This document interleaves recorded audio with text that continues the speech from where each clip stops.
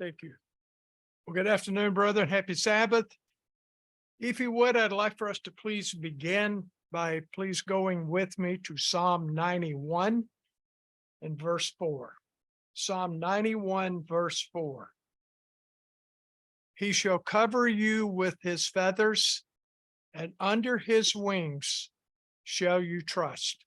His truth shall be your shield and buckler, or your wall, or your defense, your protection. That's what it's talking about.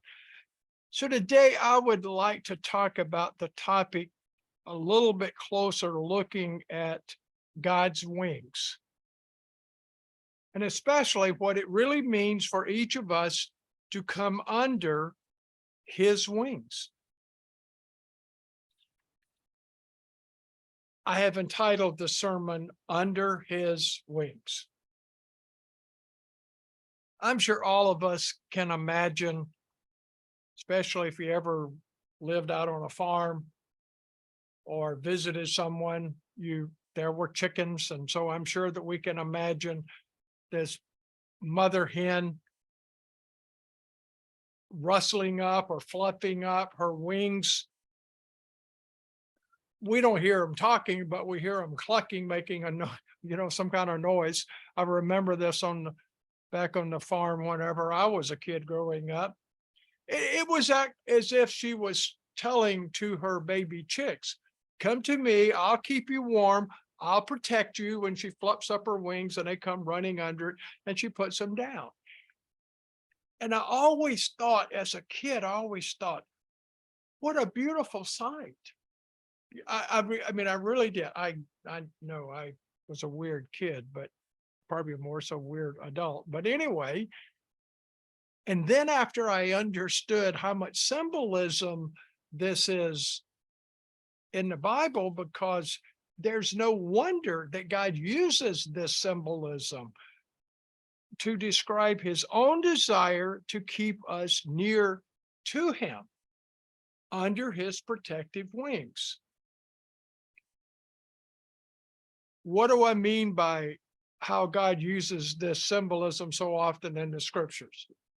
Well, the phrase itself is used 109 different times in the King James Version of the Bible. I would think that's a lot of information. And so, like I said, I want to take a look a little bit closer at this particular topic today. The Hebrew word that is used in Scripture for both the wings of a bird, whatever kind of bird it is, or the wings of an angel, the Hebrew word is kana, and the word means wing, edge, extremity, winged, border, corner, shirt. Now, you can look all of that up. I just wanted to give you an overview of how the word is defined. The word is also used in Scripture as the corners of a garment. And the sense of it does how it is used as the corner of a garment, because I've told you before, both the Hebrew and the Greek are languages that have the legal definition. This is what it literally means, but it has a sense of. And so how it's used when it's talking about the corner of a garment, the sense of it is because how it is that we would be able to see it flap in the wind, giving the appearance of a wing.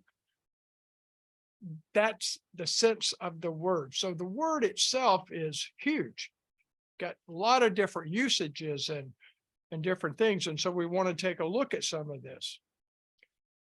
The first thing I want us to do is notice the usage of how God uses this word when he's talking to the Israelites in the wilderness. So with that in mind, go with me to Numbers 15. Numbers 15 and verse 38. Numbers 15:38. Speak unto the children of Israel and bid them that they make fringes. We might today use the word tassels, these little hanging down things, on various garments. In fact, I thought it was interesting. This is a side thing. I didn't have it in my notes, but I was drawn attention to a woman, probably in her 30s, wearing shorts. Not that because she was wearing shorts, but on the bottom of her shorts, she had fringes or tassels. And I thought, that's kind of odd. That's interesting. But I already knew it. I was doing the sermon, so it drew my attention to it for that purpose. Anyway, and it says to make them fringes or tassels in or on the corners of their garments throughout their generations, and that they put upon the fringes of the borders or the four corners, which is a better translation. And that word corners there is our Hebrew word cutoff. And it says, and you put on it a ribbon of gold, or a ribbon of blue. And a better translation may be put on each tassel a blue cord. These tassels on it, the fringes on the corners of your garments. He said, it's to remind you, he said, like if you're a car salesman, that you're to be an honest car salesman because you're representing God. And I thought, oh, that's interesting. It's an interesting way of viewing that. Back in earlier biblical times,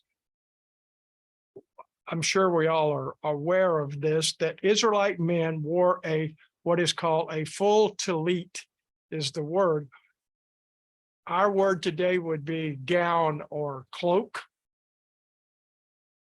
It was rectangular in shape and it had tassels and it looked something like a blanket.